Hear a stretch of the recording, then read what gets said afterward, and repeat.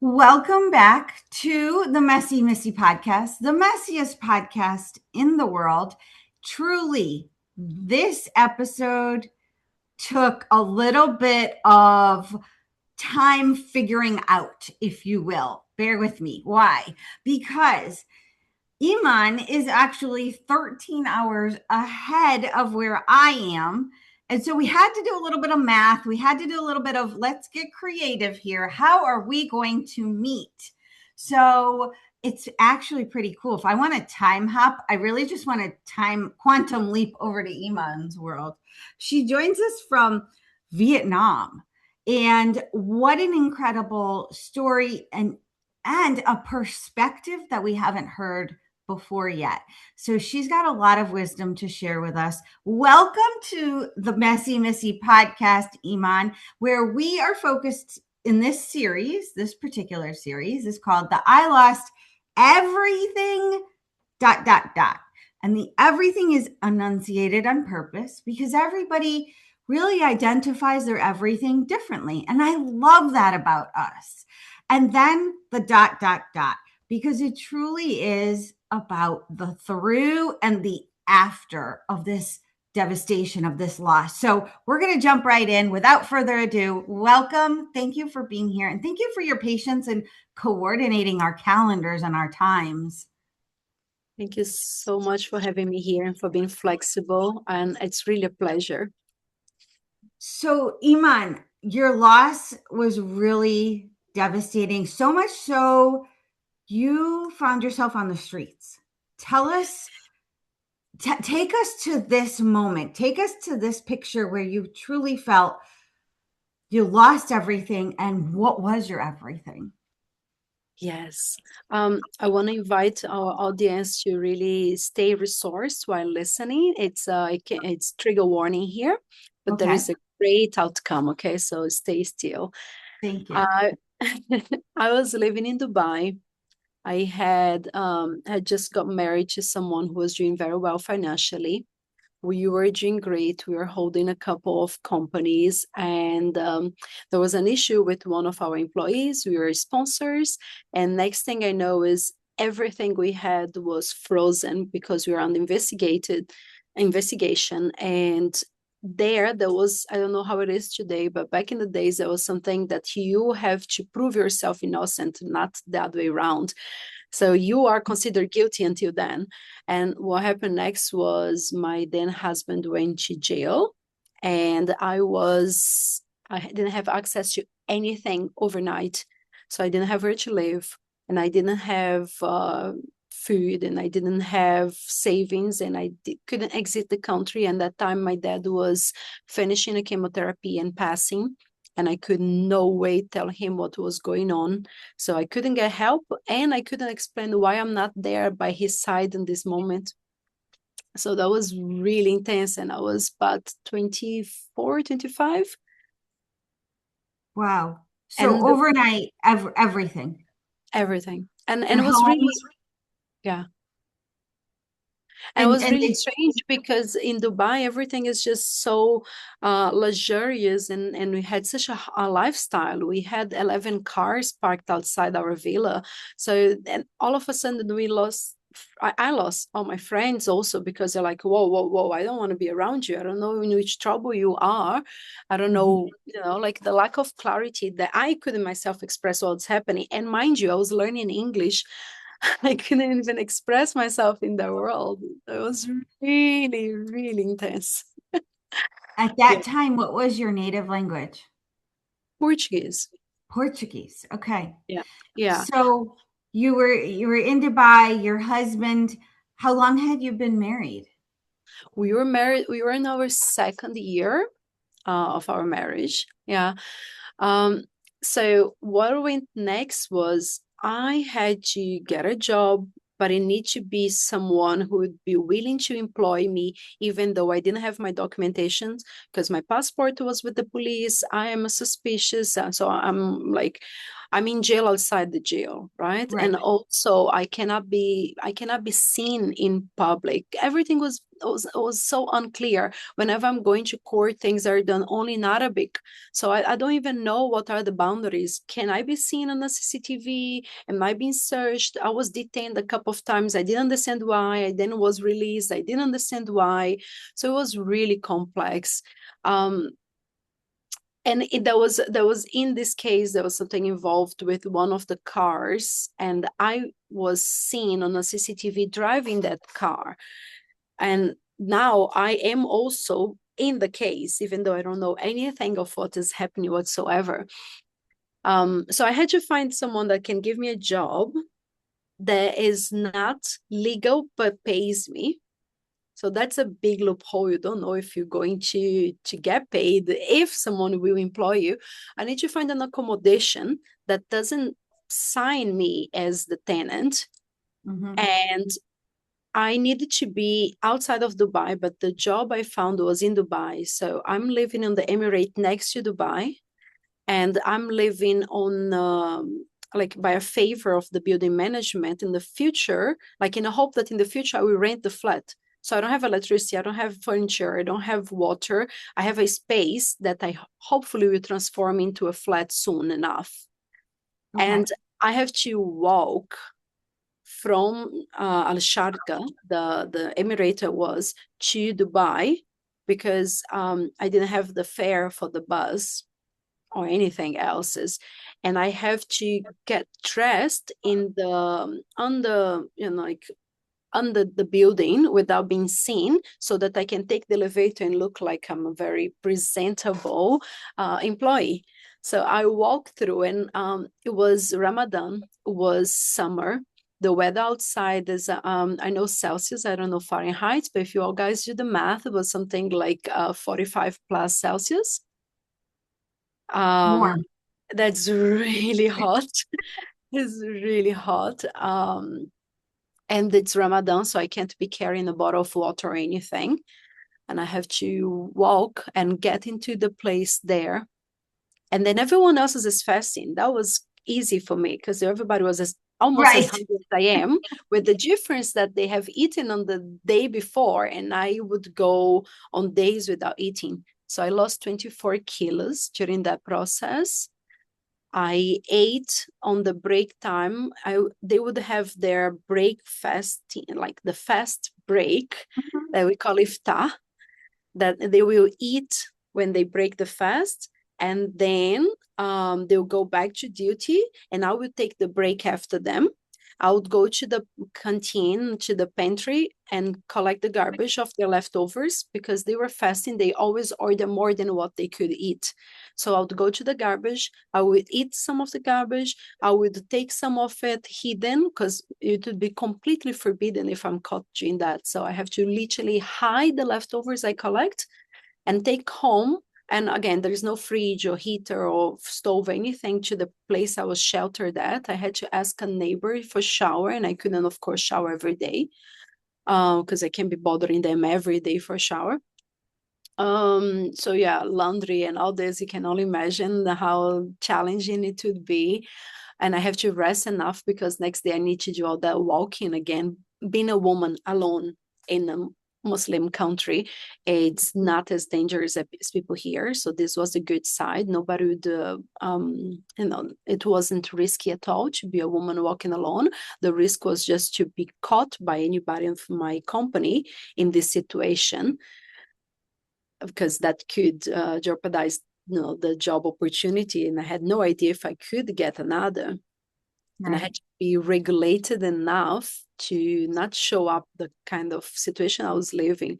And sometimes I would puke. If anybody here is familiar with what happens when you starve, sometimes you're super hungry but you can't eat because you have so much of acidity. So sometimes I would puke something like blood-ish or acid like, and even though I'm so hungry, I can't even eat.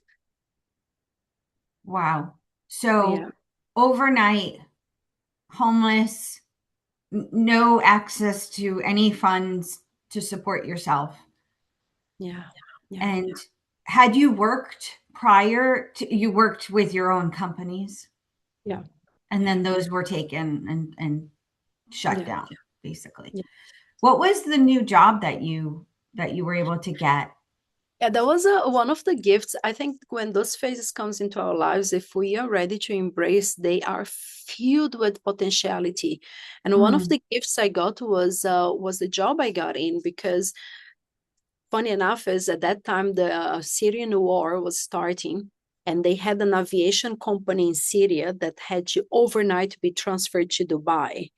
So all these Syrian refugees with family and all, overnight, without speaking English, without knowing anything, they had to relocate to the same emirate I was in Al Sharqa, and they're also working in Dubai. So soon enough, I was able to start getting rides from them. So they Oh, couldn't speak wow. English, and they had to pretend that they were still in Syria because they haven't finished the paperwork to say that the company had changed its headquarters. So now I am with a bunch of Syrian people escaping from Syria war, learning English, and they are still blessed enough to still have a job. They actually felt upgraded because they moved to a better country Mhm, with family and support. mhm. And this entire environment in the office was so enriching. I learned so much. I was moving from Al Sharqa to Syria while still in Dubai. Right. I was gonna say you were downgraded, they were upgraded, and you all met in the middle, basically. Yeah, yeah, and I learned so much about aviation because my background prior to it was hospitality. So I was working with the hospitality, but I was within the aviation. So it was really beautiful. Hospitality before was with an aviation company. I was dealing with leisure and retail for Emirates. So now I was in private aviation, and I learned so much about fuel and Middle East and so many things that now this war going on makes Mm. so much of sense to me because I've learned so much back in then. It was like getting to a course I didn't know I needed the information and for free, was learning from people with this super rich experience that I witnessed day by day. I got to meet their wives, I got to meet their kids, I got to learn some Arabic from them, they got to learn from some English from me. It was a really beautiful phase, but that was just after I started receiving salary and stopped puking gastric fluids and started feeling less dizzy and getting rights and eventually having my own car and legal papers sorted. But otherwise, the process in between included also the end of my marriage. It was very painful. Yeah. So is the end of your marriage, was that divorce? What was that for you?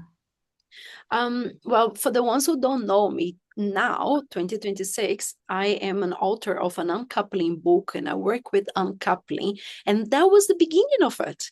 That phase was literally Uncoupling. my first uncoupling. It was my first Okay. conscious uncoupling. And it was done in the circumstances. And I honestly hold so much of appreciation for myself to have gone in compassion through an uncoupling in this circumstance that was finances and paperwork and grief. My dad ended up passing during this process. He never understood why I didn't show up. And my family was also like, what the hell? Like, you moved to Dubai, you changed? Is that your husband? What is the reason? So there was like, and I wasn't allowed to talk about it until the court case was finished the year after. So yeah, there was a lot of So layers. from what was the time frame from the moment they raided your home and locked everything down? He was arrested, you're on the streets, Yeah. and now you're working and rebuilding and you're getting your papers sorted, you're making you're earning an income, you're getting a car. What was that timeline? We started going, having court calls and all in 2010, but we only got caught in all this in 2011. And Okay. that's when my father passed. And in 2012, I was well and back on my feet. Wow, that's really fast. That didn't feel like that. I know. And so when when you found yourself sleeping on the floor, eating out of the dumpsters or getting food out of the dumpsters, asking for people for a place to shower. What were those feelings that you were going through, and how did you push through them? How did you not just give up? Right. I want to say to everyone listening that that's not the mindset that I have today, but I will go back in time and be like Right. where I was at. At that moment, I thought nobody cares. I Mm, thought that I'm all alone in the world. And mm, that's when I got the most help, but I didn't see it then. So mm, everything was shedding, like old social life, old beliefs, old identities. So everything mm, seemed like so lost, and the clarity was not available whatsoever. And the feeling of being hungry, it's mm. also a really great numbing because there is no space for overthinking when you're that hungry. You can't. You Huh. really can't. There is nothing that can process. You can't focus on anything because you're so hungry. So I had no idea, but Mm. hunger was a wonderful gift through that. You know, Wow. all that thing of keeping on hating, being angry, blaming only happens when you're fed. When you're actually hungry, you're so much in your body. There is no Mm, other way. I remember one of the things that was very present to me for at least 5 months was a bridge. There is a bridge to cross from Dubai to Sharjah that at those days you could only cross walking, and crossing this highway was not allowed by pedestrians. So you couldn't, right? I even got caught once by the cops because like you pay a fine, you're not allowed to cross here walking. um, and I would every day have to find a way to go through this bridge walking because I don't have another option. And I walk there, and as I'm up in the bridge, I'm seeing the building that is sheltering me. And every day it felt to me like I'm on the arch of a rainbow. It was the highlight of my everyday. I really could see a place with a shelter, and I could see the desert behind because it was Alcoces, which is like it was a very desertic area in the back. And a little further, you can see the airport where I was working. And if anybody's familiar with this area in Dubai, you know what I'm talking about. Is another area. So I'm crossing this bridge, and I'm like, I have a home. Because before I was sheltered in this place, I was terrified of being caught by the police. Because if you're caught with being homeless, you're in trouble. So the cars and all we had wasn't taken at once. It was like in a few months until we were left with nothing. So every now and then I would find a way to sleep in one of the cars. But then I would come back to the car and the car is gone because they found it. And then I would go to another one of our cars and sleep in that car. And then little by little, the traffic police went on finding all the cars that we hid around because we had 11 cars then. And I was like, okay, there's no car to sleep in anymore. And then where am I going to hide? And there's just so many times people can shelter me overnight. So finally, when I'm now having a place that I can actually go to every day, the same place, even though it has no electricity, has no stove, has no water, I didn't care. There's no police also. It's nothing illegal about that. I can just stay there safe. So I'm taking this bridge. And then eventually I started making it into an apartment. I got water and electricity. I started adding curtains, getting, furniture in. I got a cat. Like a little by little, it was becoming my little nest. I had to carry some of the furniture on my back by myself. And sometimes I would be doing this arch and remembering, looking at the building, remembering that I'm making it into a home and seeing the scars on me, because sometimes I'll get cut trying to, carry tables or whatever. And it'll be like, I have a home. You've really found gratitude in the simplest things to rebuild your life. Yeah. To that moment in my life, I was a young woman, right? I haven't adopted this practice of gratitude, and wasn't anybody who taught me. It was literally this path of this walk and taking this arch and getting to my home and being like, yes, yes, it's a new life. Yeah. Wow. You mentioned something, and I can't explain it right here, but you had a beautiful statement before we started speaking and recording this podcast together, more about the transformation and the, what we really want to talk about is, yes, the loss was devastating, Yeah, was dark.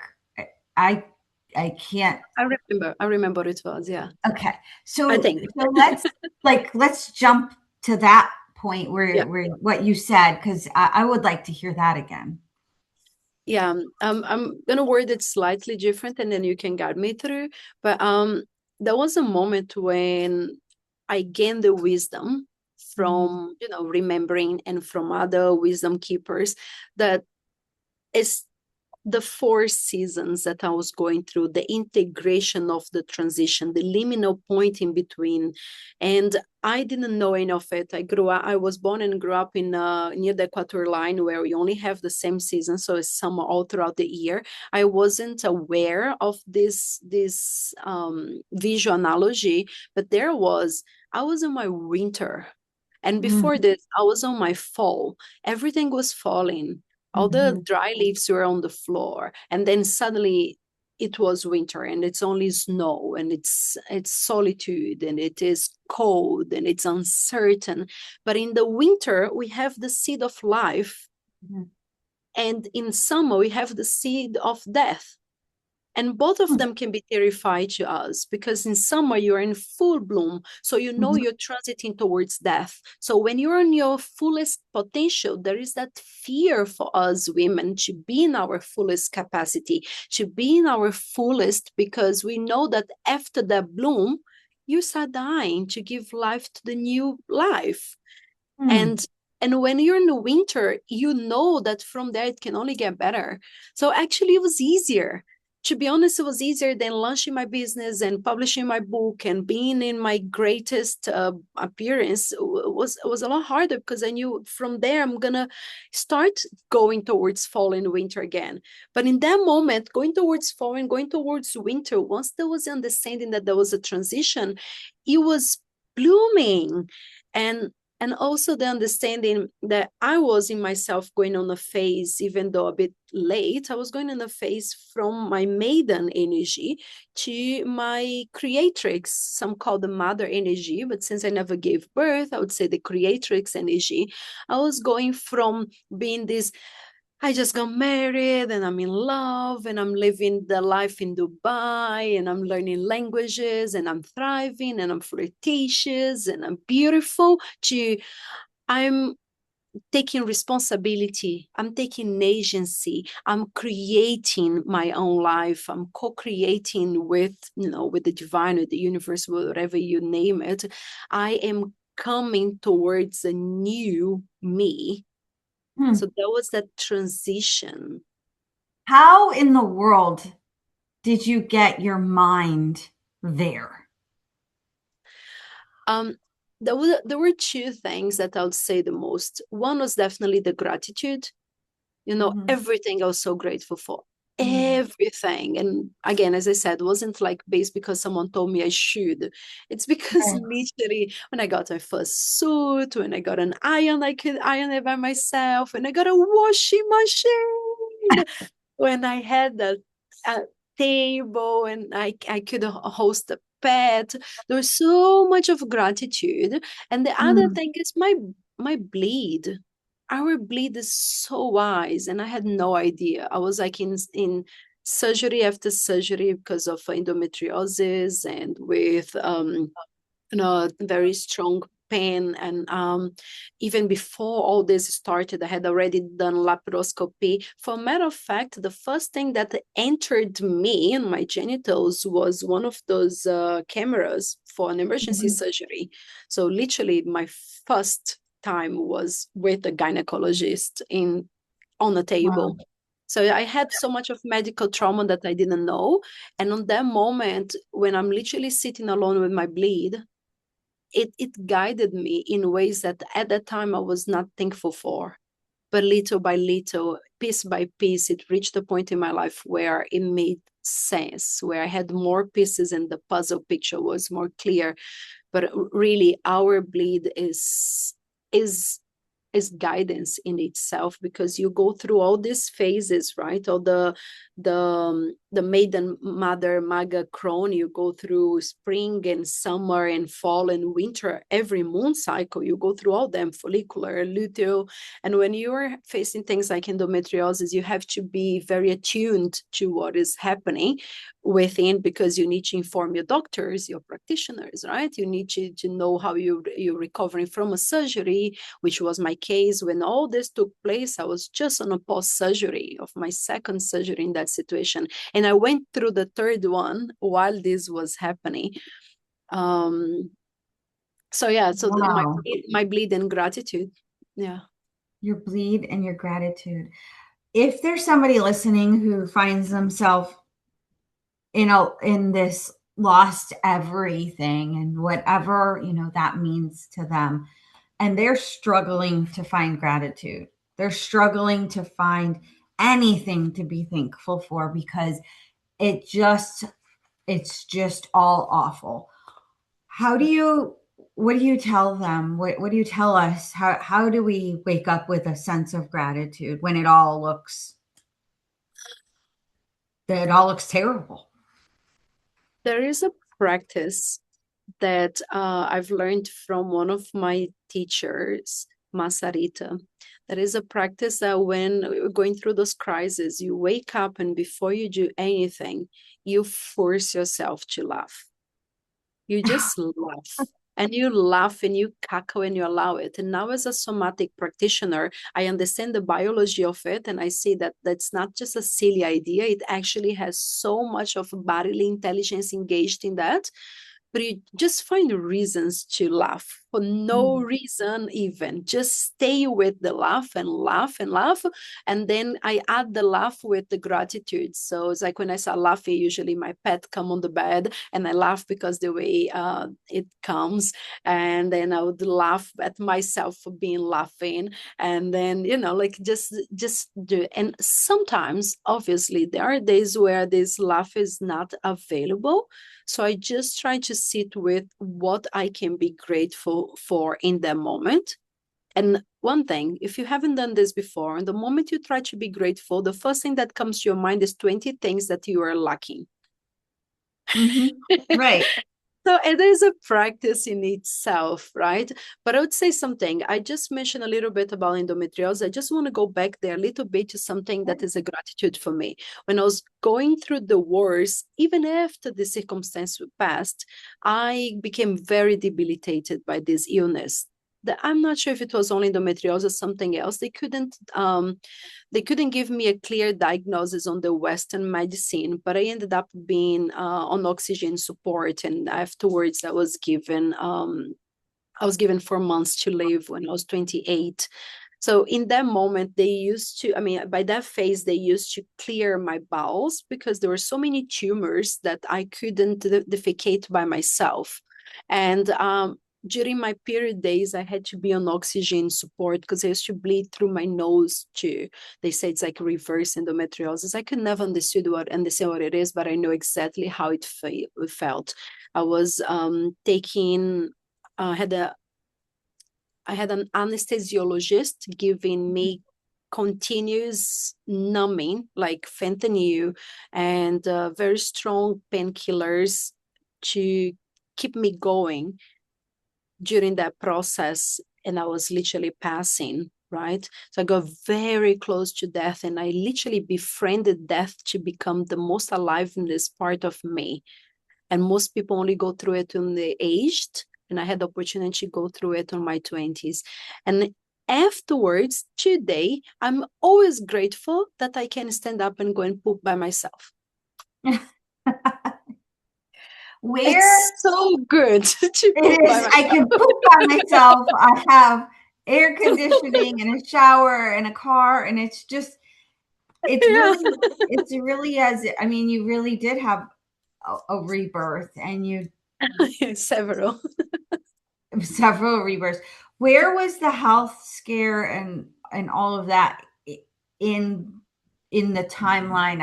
I just wanted to be kind of Yeah. clearer. So Where was those that? days I was doing treatment in Dubai Mall. There was a clinic there by MR that was covered by my health insurance.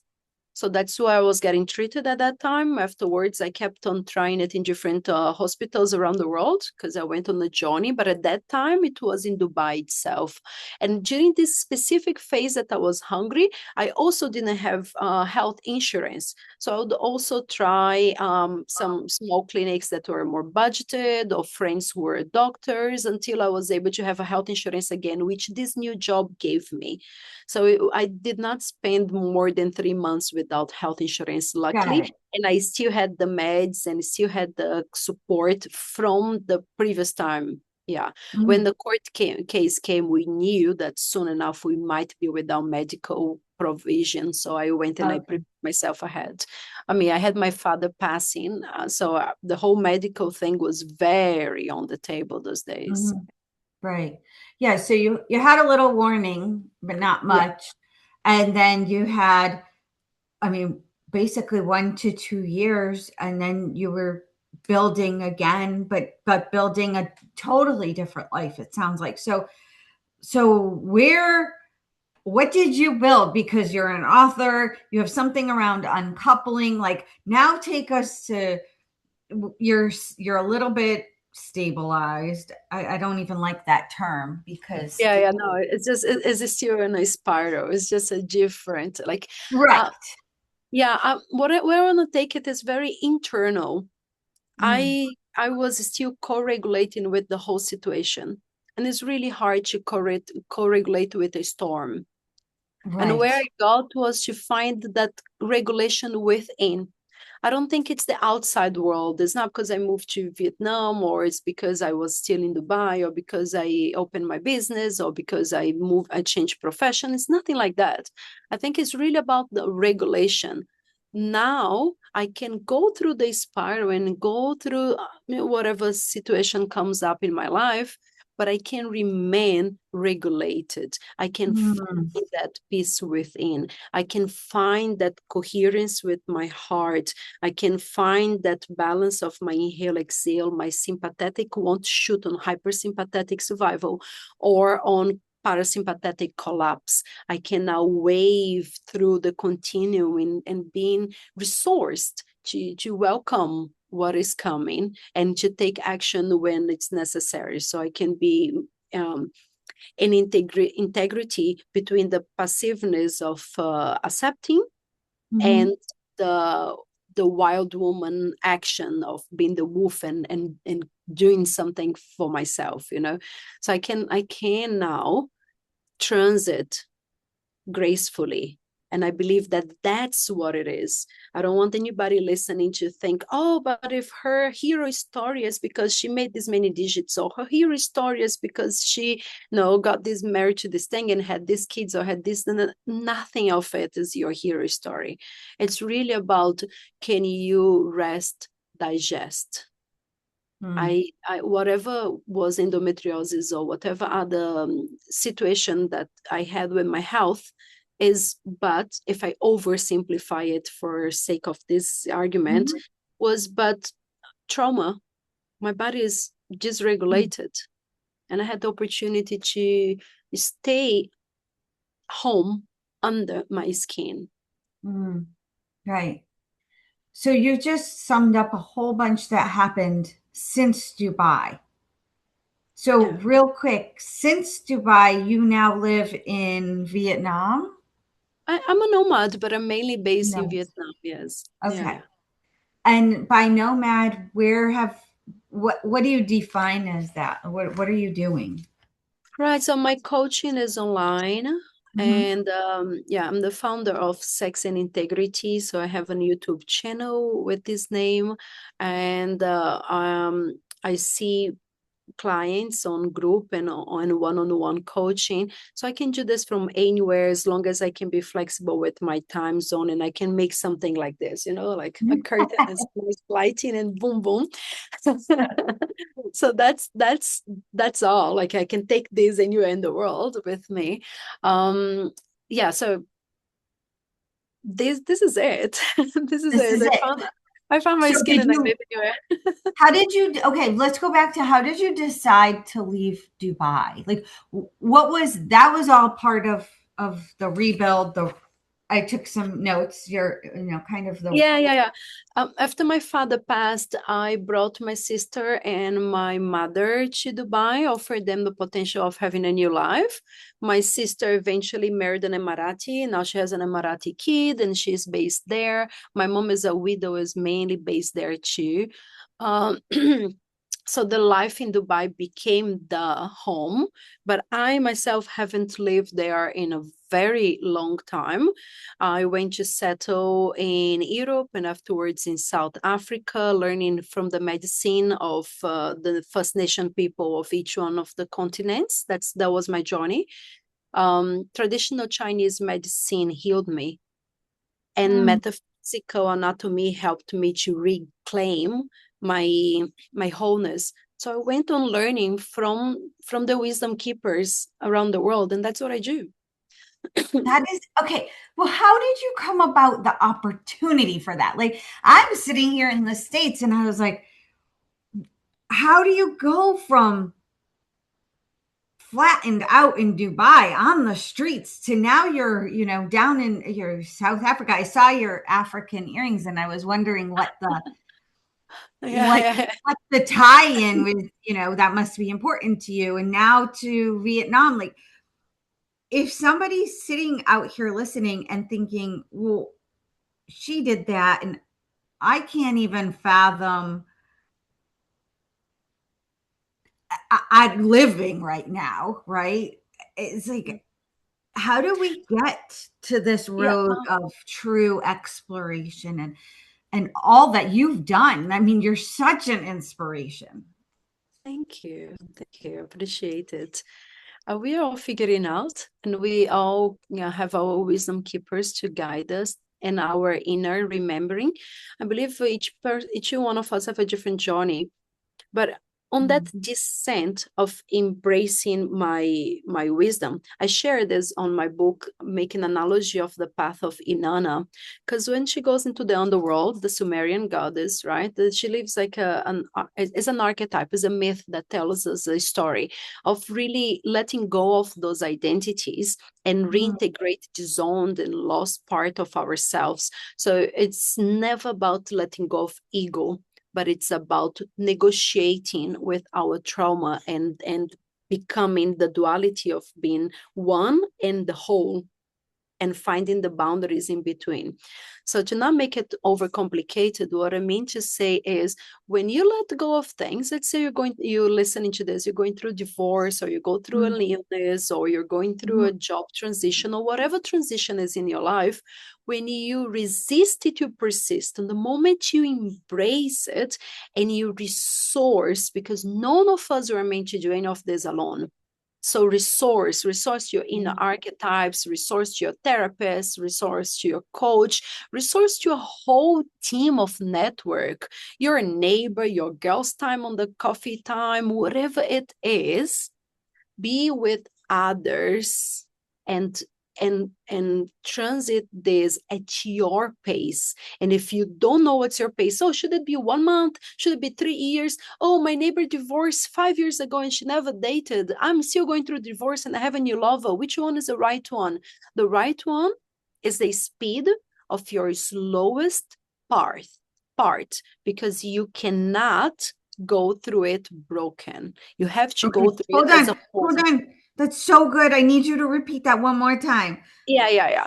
So it's the pace is at the speed of your slowest part. All of us have many parts of us, right? The maiden, the mother, the inner child that is 5, the inner child that is a baby. Some of them are very wounded or very young and they move really slow.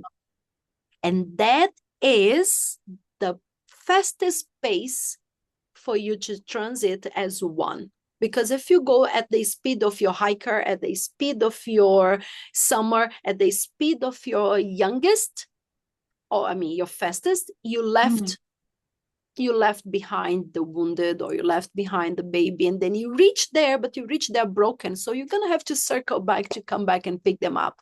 So if you're wondering, why do I have those repeating patterns in my life? And even my grandmom had the same, and my mom had the same, and it seems to be ancestral. I keep on repeating the same path over and over. I mean, we all been there. I'm probably there in some aspect of my life. It's because there was a time when you went through that you left, you disowned, you lost some parts of yourself, and you will go back through the spiral with more wisdom and more regulation, and you will pick up those parts that were left behind until you have completed that journey and you don't have to go back there. So do you think we can ever be whole? I think it is on the spectrum. We sometimes go in the illusion of separation, and sometimes we come in the remembering of wholeness, and we keep on flowing this flow, this continuum, this flow of life as we go. So maybe at 9-10 a.m. you were breathing the wholeness, you just finished your laughing exercise, and then maybe at 9:30 you turn on your phone and you got a message from your teenager son, and now you are in the full separateness because it's me and him and I'll kill him. And then you know what I mean, like it's a joke, but you know what I mean. It's like we going flowing. And I think the way how we can go back to whole is to understand that we will be moving through many emotions throughout the day. We have many emotions every minute. The emotion tension that we resist is the one that we will keep on facing throughout the day. So you're angry at your teenager now, later it's because you forgot to charge your car, and later is because you reached the home work late, or whatever it is. But the moment you embrace and embodied it, you didn't think about it, but you embodied it, you intentionally punched that pillow, intentionally you gave that shout before calling your son back. You're like, Right. breathe back and you allow it back. And now by the time you talk to him, you can actually laugh because you understood that you are universal intelligence. And universal intelligence is speaking through you, through these ever-changing emotions, so that you keep on moving through this flow and you don't stay stuck anywhere. Wow. Okay. A couple more questions about the letting go process. Yeah. What did you have to let go of to move forward, and how do you tell us to let go to move forward? The descent of Inanna. The descent of Inanna. By the time Inanna reached the underworld, she had nothing. She came from a place of sovereignty on the upper world, and she uses sovereignty to intentionally descend. She embraced what was. So she lost her crown, she lost her identity, she lost her support, she left there, and then she got killed there by the same sister that she went to visit. So it's really about the identities we hold, right? I will bring the example of divorce because it's what I work the closest with, breakup. We go through a divorce with that layer that I represent this that we have. So I am so-and-so's wife. Right. I am so-and-so's mother. I am this role, this identity depends on this someone else's or this something else's. I am an engineer, depends on my engineer degree and job. I am a middle class person, depends on the house I have and the car I drive. I am, right? This I am, these identities depend on something on the exterior. On the moment that the exterior is taken, you don't know who you are anymore. And when you negotiate with this of what is the I am so-and-so's wife, I'm a lover. And I don't need to have a lover to be a lover because that's my state. I am so-and-so's mother, but now they left home to, I don't know, to get married, to go to university. But you have that mother part of you that can, I don't know, go to local orphanages and volunteer. You, as the wife, you were the caterer to the family. And now you're divorced, you can still cater. You just find, Mhm. your people to host. You still can renegotiate with those roles of you and give them new jobs, give them new roles. Mm. Negotiate with your identity without losing yourself. See what part of it served you. If you loved so much being this employee and now you're retiring, what about that you loved? You love Mm. the recognition, find something to be recognized. You love the reputation, find someone else's to build the reputation. You loved the creative part of it, you still own the skills and the knowledge, find another place to be that creative. You are the sovereign of it, and nothing of the outside were the ones holding that identity for you. Wow. So when you were found yourself sleeping on the floor, no electricity, no running water, walking over the bridge to a job that you were hoping was going to pay you, eating out of dumpsters, who were you? I was the liminal state where I'm not yet who I will become, and Mm. I'm no longer who I was. That's And that so messy. It's so, I can feel that. It's so uncomfortable. that unknown transition is the hardest. We came in societies that does not emphasize that. We don't celebrate equinoxes, we don't celebrate solstice, we don't even know which season or moon is. We don't Mm. celebrate the moving, new moon to full moon.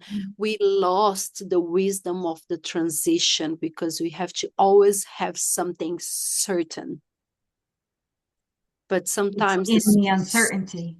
the uncertainty is that holds the full potentiality that allows us to be the most creative version of ourselves. You don't get there How without acknowledging the grief. how do you get, okay, so I even struggle with this. How do you get creative when you're in the middle of chaos? So the liminal phase, right? You're going Mhm. from one to the other. What served you on the previous phase, take it with as medicine. What didn't serve you, Mm. you leave behind. And if at that moment everything is so confusing, you don't know what served and what didn't serve you, you literally come back to your body. So I know we are going a little bit on time here, but I would love to offer a tool as a gift to our audience here that everyone Thank can you. practice now in 2 minutes to literally have that clarity. So everyone, I invite you all to, if you want to pause this after you hear me, you will go and you will say something that is 300% true in your life. Maybe your full name, maybe the address where you are right now. For example, I can say, I am in Vietnam. And you will say it 3 times, something that is fully true to you. So I will invite you, Messi, to go with me now so that we Okay. can, okay? Okay. So just choose one thing that you're comfortable disclosing that is 100% true, that you can bet your life on it, like you can bet $1 million on it, and say it 3 times, connecting to your body, how you feel in your body when you say that. Oh boy. So 100% true is that I am Malian Mason's mom. Okay, let's say it 2 more So times. I am Malian Mason's mom. I am Malian Mason's mom. All right. So how does it feel to be in completely truth? Hold that body memory. And now Okay. let's go to something that is absolutely not true. Like, I don't know, my name is Melanie Trump. Anything that is completely not true, and say it 3 times and notice what you feel on your body. Something that is ridiculously not you. I am, well, I'm going to go with authentically what comes up, which is I am broken. Okay, so say it 3 times. I am Something that, broken. I am broken. I am broken. right. How does it feel in contrast to what you felt when you said the first So statement? I'm a very visual person. So when I did the things that were true, right? I am Malia Mason's mom. I had blooming and flowers and florals and a lot of growth. And then when I went to the I am broken statement, I had shards of glass breaking apart. So I always go to visuals. It's the craziest thing, but Yes, Those yes, were yes. the two things that came up Right. And for for me. everyone else is in the audience, you are welcome to comment there what came to you Yes. or share this exercise with someone. But this is for you to now use the third statement, the thing that you're in doubt about. Because you now recognize how your body feels when it's a yes. And your body is 95% of you, it's your subconscious. So it knows, it has your implicit and explicit memories there. So it will guide you, even with your cognitive being confused and you are in some sort of storm, your Mhm. body has full clarity. So you know the full yes and you know the full no. Now you go to the third statement, whatever it is that you are not sure about, and you will feel in your body if it's a yes or no. Oh, so that's A how you body get is an oracle. Yeah. from chaos to clarity. And so the third statement, walk us through just that last piece again. That third statement is what? For example, for me at that time, I wasn't sure if I should take that job Mhm. because I'm like, what if this job is a trap and that's how I'm going to go to jail? Oh, I had no idea if taking what if it's a trap? They know that my situation, so they're not going to pay my salary and I will right. work for free. So at that moment, this is it. Like I am, and then I take this job or I don't take this job, but my body felt fully yes to take the job. And I'm so glad I did. He paid me very well. Oh, He gave me wow. wonderful opportunities and did my paperwork. And soon enough, the case was over, and I continued the job. Can I ask what happened to your then husband? Oh yeah. Well, when he got out, he had to leave the country until the case was finished. When the case was finished, he came back, and we did our uncoupling slowly. And then fast forward to now, he's happily married with a wonderful woman living in Mexico. Oh my goodness.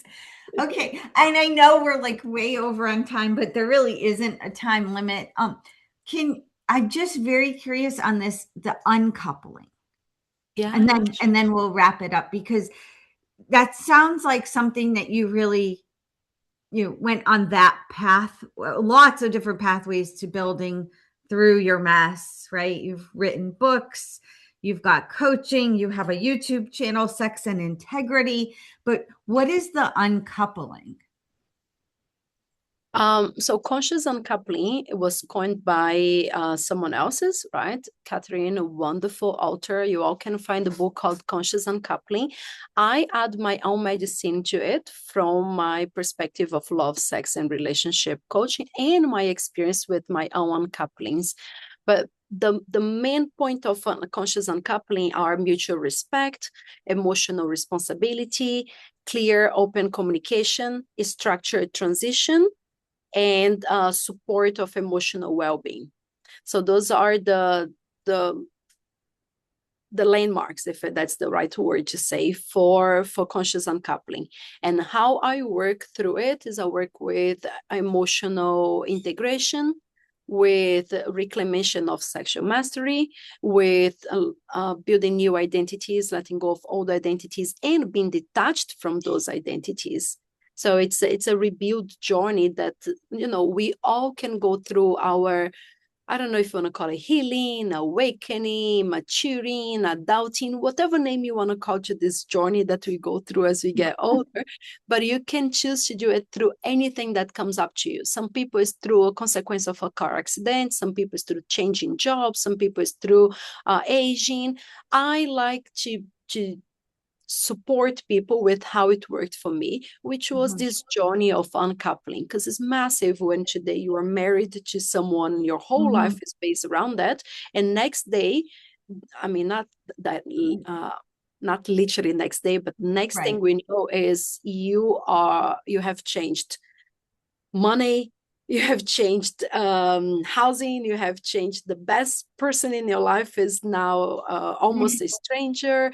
Everything changes, and Mhm. this process can be a wonderful opportunity to literally rise and shine to become the best version of you. And that's what I work with. Besides that, when you have family or business together, the conscious uncoupling is the best way I would recommend to not wreck anybody else's life just because you decided that something doesn't serve you anymore. And especially if you're hearing this and you just going through something of cheating and you are monogamous and you're like, okay, I cannot be over the cheating situation.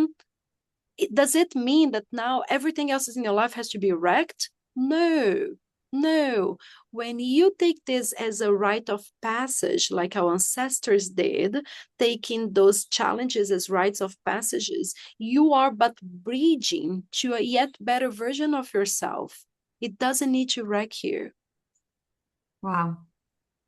Well, on that note, what an incredible journey. And you are far from done Yes. on, on building and rebuilding and going through the journeys that you just allow yourself to go through. I've just reviewed my notes and I don't even know where to begin because there's so much of this letting go.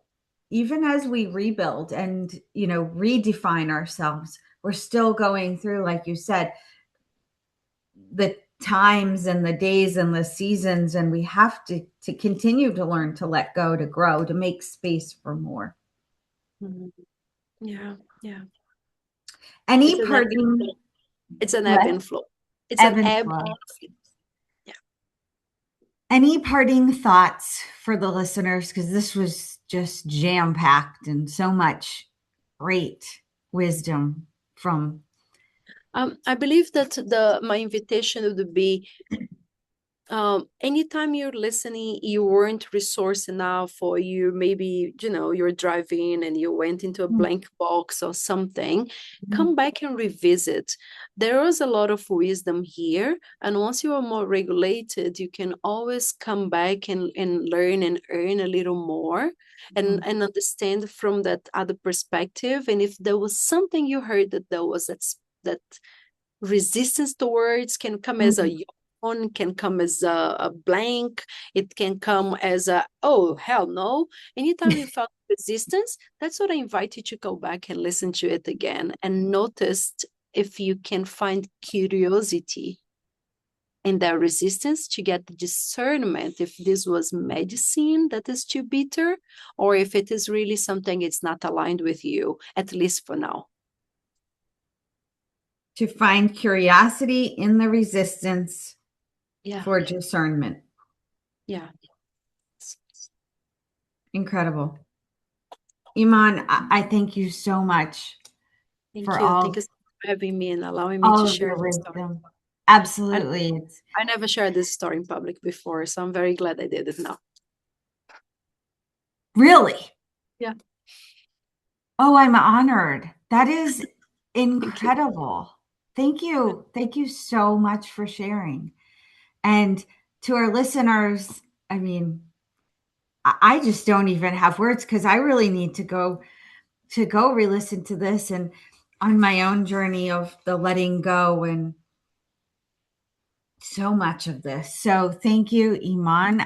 I wish you the best. I'm going to put all of the links down below to follow you and to, get more information on your books and your YouTube channels and everything that you're building, because I have a feeling there will be more building and rebuilding and more life and more death, proverbial death. Yes.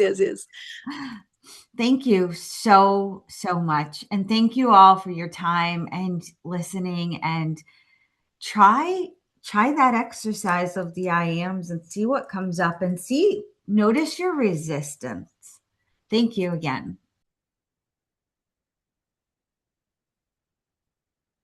Do we have any words after that incredible story from Eman and her journey? And she just shared with me, that's the first time she's told her story in public. I am just honored. I am so touched by that. And And that's the whole essence of why the Messie Missy podcast. But also, if you've been following this series, I lost everything, ... There's so many more people that have truly lost their everything that I ever realized could be possible.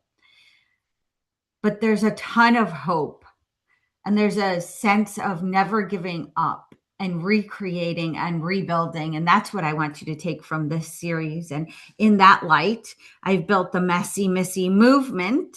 Yes, movement is so crucial to everything.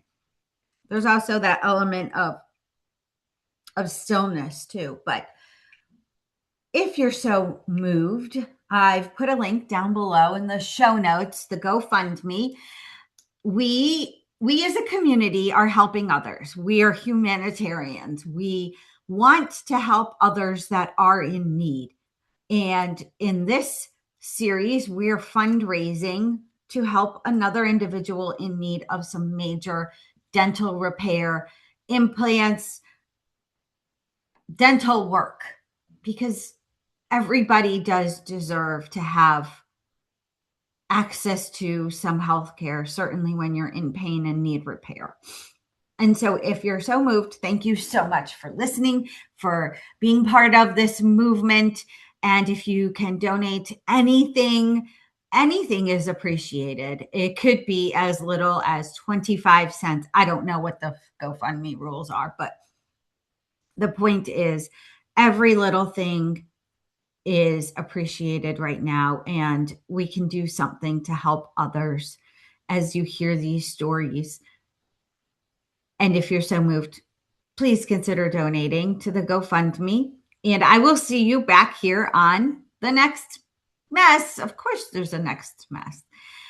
We're building beautiful businesses and beautiful lives through our messes.